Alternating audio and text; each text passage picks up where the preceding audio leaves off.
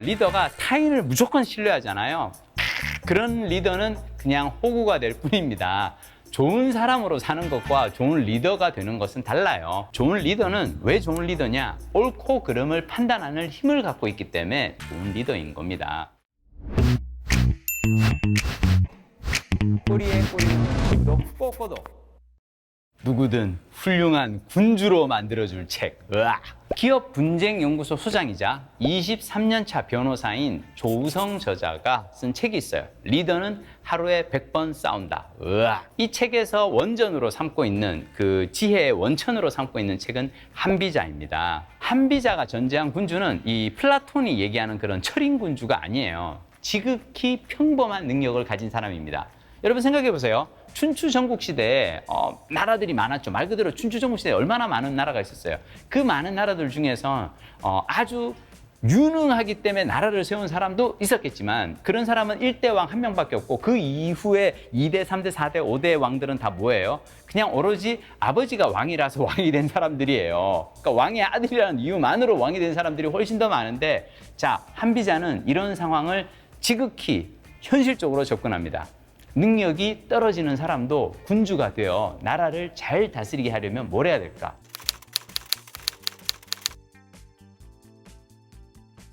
인사권을 잘 행사하면 된다는 거죠. 그러니까 자신보다 뛰어난 사람을 주위에 모을 수 있다면 누구라도 뭐 어떻게 보면 좀 모자라는, 개인적으로는 능력이 부족한 사람이 할지라도 군주는 훌륭한 군주가 될 수 있어요. 왜냐? 인사권을 잘 해서 좋은 사람을 모으면 되니까. 자, 그럼 그런 좋은 인재를 어떻게 내 사람으로 만들어야 할까요?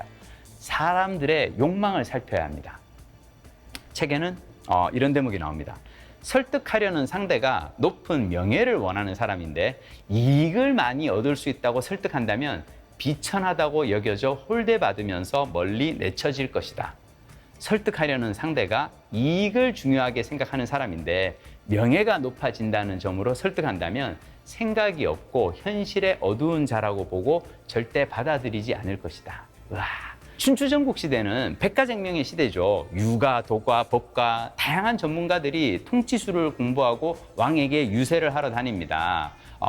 나라를 부강하게 하고 천하를 통일하려면 이렇게 하셔야 됩니다라고 자신들의 어떤 공부한 바를 왕에게 어필을 하는 거죠. 유세라는 게. 자, 어떤 전문가를 선택하느냐로 나라의 운명이 갈립니다. 여러분, 그 많은 나라 중에서 법가의 충고를 따른 진나라, 진시황이 천하통일의 위협을 달성하게 됩니다. 즉 어떻게 보면 인간의 본성을 뚫어본 법가가 통치술로서는 가장 뛰어난 것이라는 반증이 되겠죠. 여러분, 이 책은 3가지 장으로 나눠져 있습니다. 1장은 법, 공평하고 엄격한 원칙의 힘. 2장, 술, 인재를 지혜롭게 쓰는 기술. 3장, 세, 권한과 책임에 대한 통찰. 결국 지도자가 되기를 꿈꾸는 사람에게는 3가지가 필요한 거죠. 원칙과 지혜와 힘. 책의 앞부분에 이런 얘기가 나옵니다. 성인은 나라를 다스릴 때 사람들이 나를 위해 선량한 일을 할 거라 기대하지 않고 그들이 그릇된 일을 할 수 없게 하는 방법을 쓴다. 여러분, 그 지도자가요, 리더가 타인을 무조건 신뢰하잖아요.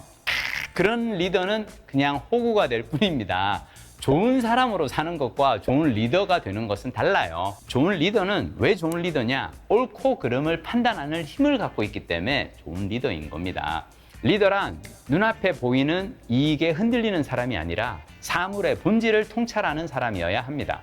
책에 나오는 킹핀의 비유 참 재밌었어요. 이 볼링에서 스트라이크를 치려면 맨 앞에 있는 1번 핀이 아니라 3번째 줄 가운데 있는 5번 핀을 쓰러뜨려야 한답니다. 자, 이 핀이 맞았을 때 주변 핀들이 연쇄적으로 넘어지면서 가장 큰 효과를 볼 수 있기 때문이죠. 이 5번 핀을 킹핀이라고 하는데 어떤 문제를 해결하는 결정적인 열쇠 혹은 가장 시급하게 해결해야 할 핵심 사안을 가리키는 뜻으로도 사용된다. 자, 근데 중요한 건 많은 사람들이 눈앞의 이익에 집중합니다. 그 뒤에 있는 사안의 핵심을 통찰해내는 사람이 잘 없어요.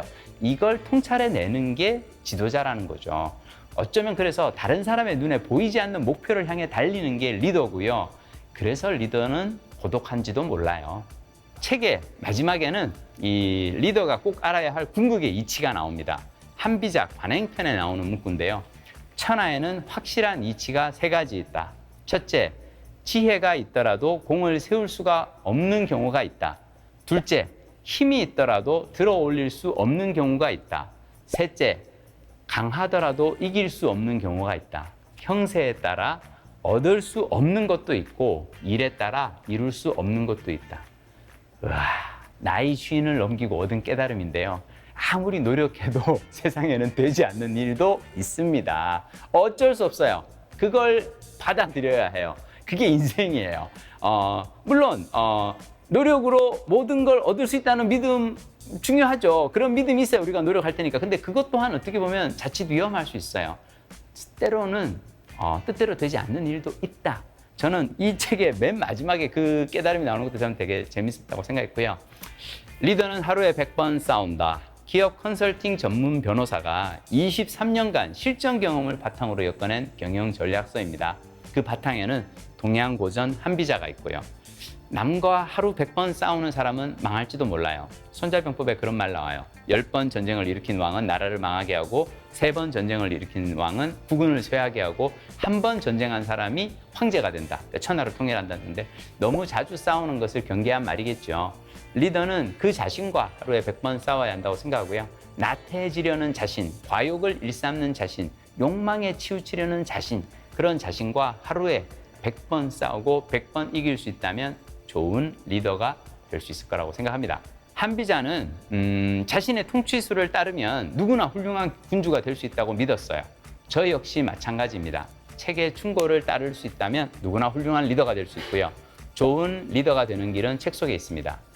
동양고전을 왜 읽어야 할까요? 논어, 도덕경, 한비자 모두 춘추 전국시대에 쓰여진 책들입니다.